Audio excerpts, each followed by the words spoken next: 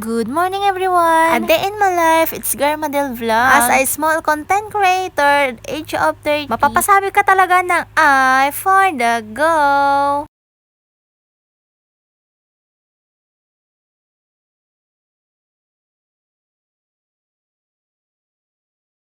Alas 4 pa nga lang po ng madaling araw ay nagising na nga po ako. Kaso nga lang hindi pa nga po ako agad bumangon dahil nga po tulog pa nga po ang mga kasama ko dito sa bahay at nung lumabas na nga po ako, nung bandang alas 5 nga po ng umaga ay nandito na nga po si nanay at nag-aayos na nga po ng kanilang mga gamit at ako naman ay nag-check nga po ako dito sa loob ng ref kung ano po yung iluluto ko para naman sa ganun ay makapag-almusal nga po sila bago nga po sila bumalik ng Pangasinan. Nakita nga ako ni nanay na nagbubukas nga po ako ng freezer at nagtitingin nga po kung ano po yung iluluto ko para sa kanilang almusal. Ang sabi niya ay hindi na nga daw po ako magluluto ng almusal nila. Kaya ang ginawa ko ay nilabas ko na nga lang po itong maliliit na hipon dahil nga po itong hipon na to ay iuwi nga po ni nanay. Habang ibinababad ko nga po yung maliliit na hipon ay nagtimpla na nga muna ako ng Milo ng aking tatay dahil nga po para naman sa ganun ay mainitan nga po ang kanilang sikmura. Tulad nga po ng sabi ko magluluto po sana ako ng kanilang almusal pero ang sabi nila ay hindi na nga daw po at doon na lang po sila sa bahay mag-almusal. Ang importante lang naman daw po ay mainitan po ang kanilang sikmura bago nga po sila bumiyahe. Kaya nung natimplahan ko na nga po ng Milo si tatay ay agad ko na nga po itong binigay sa kanya. Oh, di ba ang sweet ko? Ay, for the go. Inalang na nga po pala ni nanay itong maliliit na hipon na ibinabad ko sa tubig kanina kaya ako na nga po yung nag-asikaso para naman sa ganun ay maasikaso nga po niya yung mga dadalhin niyang mga gamit nila. Natapos na nga sa pagmamaylo si tatay ay inilabas na nga po nila ang kanyang sasakyan. Bali kulong-kulong pero ang tawag niya dyan ay kotse,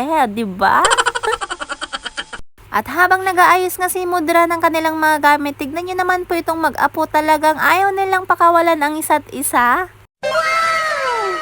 Ganyan po talaga sila ka-sweet ang kanyang mga apo. Pero itong pamangkin ko ay kamot ng kamot. Ewan ko ba kung ano yung makati sa kanya. Parang kinagat siya ng mga surot. Kaso nga lang wala naman pong surot dito sa bahay. O diba? Parang hindi lang kasi naligo. Dahil sa mga oras na to ay alas 6:20 na nga po ay aalis na nga po sila nanay. Inilagay ko na nga rin po yung mga maliliit na hipon doon sa mga iikubag niya at yung mga talbos ng kamote dahil nga po 2 piraso lang naman po yung talbos ng kamote kaya tag-isa na nga lang po kami ni nanay para naman sa ganun may mailuto siya pagdating niya doon sa bahay. Ito naman kapatid ko ay hindi nga po siya sasakay doon sa kulong-kulong ni tatay. Nakabike nga lang po siya dyan. O diba isa na po siyang bikers. Ay for the go. Uso rin po ba yung ganito sa inyo yung alis nga po yung mga bisita nyo tapos pagkalandadag kay anak mo tapno handa mausugan diba? Iba yung saya pag nandito nga po yung mga magulang mo at pumapasyal nga po sila sa mismong bahay mo. Kahit marami po kaming pagkakamali na nagawa sa aming mga magulang ay nandito pa rin po sila para sa amin. Malaking pasasalamat ko po sa mga magulang ko kahit anong pagsubok nga po yung dumaan po sa amin ay nandito lang po sila sa aming mga tabi. Paalis na nga po sila tatay dito at mag-iingat nga po sila sa kanilang mga biyahe. Dahil kulong-kulong lang po ang kanyang sasakyan ay hindi naman po mabilis magpatakbo ng motor si tatay. Sobrang ingat nga po siyang magmaneho kahit anong motor nga po ang kanyang dinadrive. Nahuli na nga po itong kapatid ko dahil nga po magbobomba pa nga po siya ng gulong ng kanyang bike. Nung nakaalis na nga po sila